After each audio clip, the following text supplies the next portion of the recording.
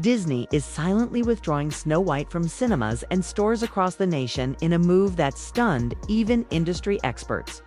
It's like they're attempting to erase the film from history. The company has lost billions. Theaters are nearly deserted, and now Disney is allegedly abandoning future woke remakes entirely. But the real chaos centers around Rachel Zegler. After months of persistent criticism and abysmal box office figures, she's reportedly buckling under the strain, breaking down during live streams, ranting in interviews, and facing the harsh truth that her career might never recover from this fiasco. Yes, it's all Rachel Zegler, and her actions. If it was just one remark, it probably would have been overlooked by now. But it became such a catastrophe that they had to silence her, which was the smartest decision they made. Theater owners contractually bound to show Snow White on a specific number of screens started rebelling against Disney.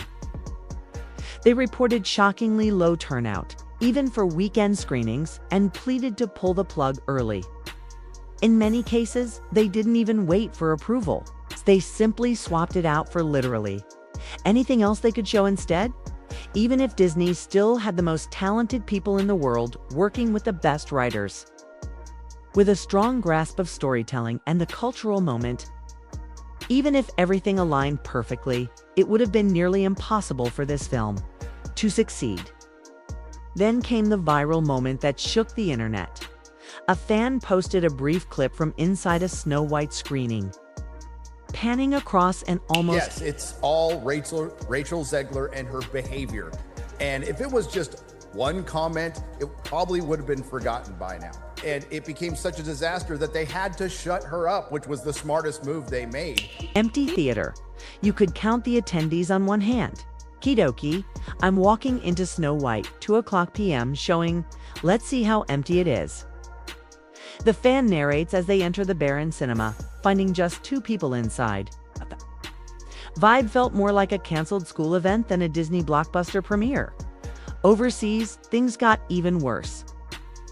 Lebanon went beyond just pulling showtimes. They outright banned the movie entirely, not just from theaters but from all distribution within the country. The film isn't even being imported. Then came the ultimate humiliation no Disney executive wants to hear. Lilo and Stitch, yes, the quirky, tropical animated classic, was quietly outpacing Snow White's entire US box office run in just its opening weekend. This wasn't an Avengers film or a Pixar juggernaut. It was just Lilo with her space dog, and it still crushed Snow White like it was nothing. Even the merchandise is failing hard. Snow White dolls, t-shirts, mugs, all of it was shipped in. Limited batches to create artificial demand, but months later, shelves are still fully stocked. Disney can't even give the stuff away at this point. Behind the scenes, the situation was unraveling rapidly. A Snow White publicly collapsed.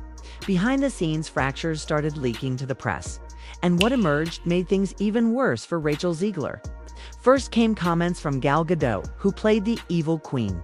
In an interview, Gal didn't throw Rachel under the bus directly, but she certainly didn't defend her either.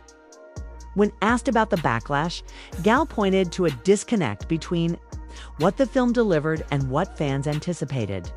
She called it a misalignment at the corporate level. Translation: this wasn't my fault. The most important thing when you are working on a film is teamwork, Gadot explained. And when you have characters like the Evil Queen and Snow White, you expect teamwork to play a role in the creative process. When you are trying to craft something special together, we didn't really have teamwork. And there were many setbacks that we had to deal with during this entire process, and I just found that to be very exhausting.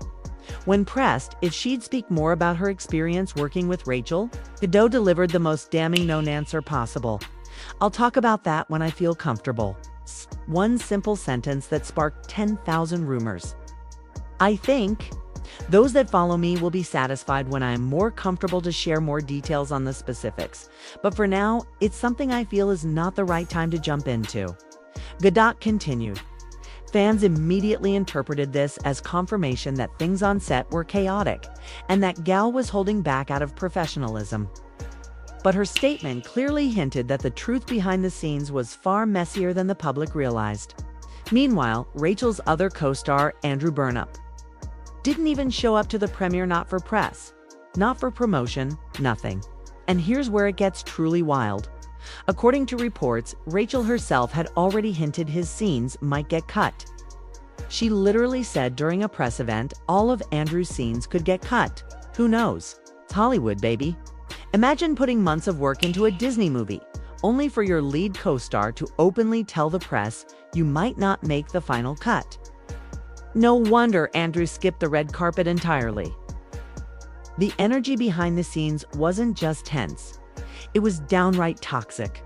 Then Disney made their boldest move yet, Tangled. Their next big live-action adaptation was officially canceled, quietly and without warning. No trailer, no teaser, no announcement, just gone. While Disney hasn't explicitly named Snow White as the reason, it doesn't take much to connect the dots. Tangled was supposed to be Disney's next billion-dollar franchise reboot. And early reports claimed Rachel Zegler was the top name being considered to play Rapunzel. But after everything that happened with Snow White, Disney clearly didn't want to risk repeating the same catastrophe. It wasn't just about recasting. It was about strategy. Tangled would have required another massive budget, another round of fan expectations, and a full campaign built around a face the internet was already tired of defending. For Disney, the potential damage simply wasn't worth it. And that kind of decision doesn't happen unless executives believe their lead actress is part of the problem. What we're seeing now isn't just a failed movie, it's a full industry rejection. Studios are walking away, canceling future projects, directors dodging blame, and Rachel's still at the center of it all. But that's nothing compared to what happened next. Because after defending the film for months, doing press tours, and promising fans the theaters would be packed, Rachel Zegler ended up sitting in one of the emptiest theaters of her career. And it was caught on camera. Before Snow White hit cinemas, Rachel was confident. She told fans that people would flock to see the movie, that it would be groundbreaking, that audiences would embrace her new vision. She doubled down on her stance that the original Snow White was outdated and that her version would fix it. But the reality couldn't have been more different. When Backlash started building online, Rachel posted an emotional clip to Instagram where she appeared to be holding back tears. It was raw. Fans were turning on her. The internet was dragging her press interviews, and suddenly, that bold pre-release energy turned into desperate damage control. To everyone who hates when I win, the winged victory came to the Louvre in pieces. She said in the emotional video, and people still line up to see her. And I can only hope that despite my flaws and despite my cracks and my break sand, there are many of them that at every premiere and everything I do, people will wait in line to see. Then came the theater moment that would haunt her career. Rachel showed up to a screening of her own movie, flowers in hand, smiling and posing like it was a celebration. But the camera didn't lie. The theater was nearly empty, with just a handful of people scattered across silent rows. It was supposed to be a flex. It became a meme. Fans started reposting it with captions like Snow White and the 7 empty seats. Others joked she brought flowers to a funeral. Some said it looked like she was holding a press tour for a ghost town. And then came the devastating numbers. Snow White couldn't even crack $100 million at the US box office, even with Disney's full marketing machine behind it.